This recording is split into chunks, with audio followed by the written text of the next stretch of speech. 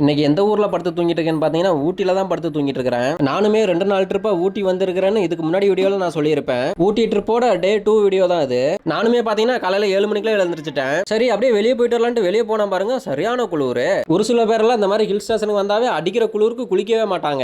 நானெல்லாம் அப்படியெல்லாம் இல்ல, எவ்வளவு குளிரா இருந்தாலுமே சரி நானுமே ஒரு சில டைம்ல குளிக்கவே மாட்டேன். ஆனா இன்னைக்கு நான் குளிச்சுட்டேன். கஸ்டமருமே காலையில ரெடி ஆகுங்களையும் சாப்பிட்டு வந்தாலாமேட்டு நானுமே ஊட்டி ரயில்வே ஸ்டேஷன்ல இருக்கிற ஹோட்டலுக்கு தான் வந்தேன். நான் சாப்பிட வாங்கினது பாத்தீங்கன்னா பொங்கலும் வடையும் தான். நம்ம ஊர்ல விக்கிற ரேட்டுக்கே தான் இங்கேயுமே கொடுத்தாங்க. டேஸ்ட்டுமே பாத்தீங்கன்னா சூப்பரா இருந்துச்சு. யாராவது இந்த பக்கம் வந்தீங்கன்னா ட்ரை பண்ணி பாருங்க. கஸ்டமருமே ரூமை செக் அவுட் பண்ணிட்டு வந்துட்டாங்க. இப்போ மணி பாத்தீங்கன்னா காலையில 10 மணி ஆகுது. நாங்களுமே சுத்தி பார்க்கறதுக்கு கிளம்பிட்டோம். அப்படி சுத்தி பார்க்கறதுக்கு ஃபர்ஸ்ட் வந்த இடம் தான் கர்நாடகா கார்டன். இந்த கார்டனுக்குள்ளயுமே இப்பதான் நான் ஃபர்ஸ்ட் டைமா சுத்தி பார்க்க போறேன். இந்த கார்டன்லயுமே அப்படி என்ன ஸ்பெஷல்னு பாத்தீங்கன்னா மரம் செடி கொடியெல்லாம் வச்சு அழகழகா டிசைனா கட் பண்ணி விட்டுருப்பாங்க. பார்க்கறதுக்குமே ரொம்ப சூப்பரா இருக்கும். போட்டோ ஷூட் பண்றதுக்கு ரீல்ஸ் எடுக்கிறதுக்குமே ஒரு சூப்பரான ஸ்பாட்னே சொல்லலாம். கண்ணாமூச்சி விளையாட்டோ இல்ல திருடன் போலீஸ் விளையாட்டோ விளையாடணும்னு யாராவது ஆசைப்பட்டீங்கன்னா கர்நாடகா கார்டனுக்கு வாங்க, ஜாலியா ஃபேமிலியோட விளையாடலாம். இந்த கர்நாடகா கார்டன்லயுமே அங்க தெரியுது பாத்தீங்களா ஃப்ரிட்ஜ், அதுதான் ரொம்ப ஃபேமஸ்.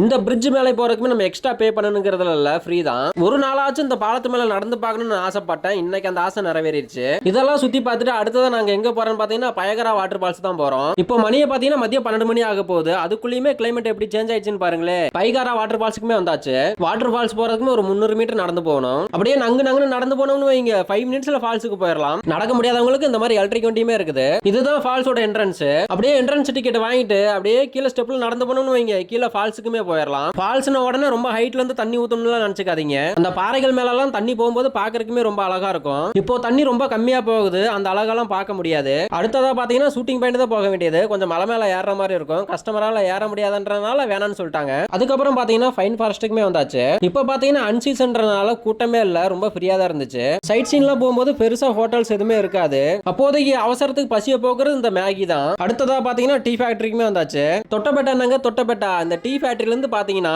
மொத்த ஊட்டி சிட்டியே இங்க இருந்து பார்க்கலாம். ஏன்னா அப்படிப்பட்ட வியூ பாயிண்ட் இது. இந்த டீ ஃபேக்டரியிலுமே பாத்தீங்கன்னா டீ தூள் எப்படி தயாரிக்கிறாங்க, சாக்லேட் எப்படி தயாரிக்கிறாங்க அப்படிங்கறத நீங்க நேர்லயே பார்க்கலாம். ஊட்டி சைட் சீனுமே முடிச்சாச்சு. ஈவினிங் டைம் ஆனனால ஒரு சில சைட் சீனுக்கு போக முடியல.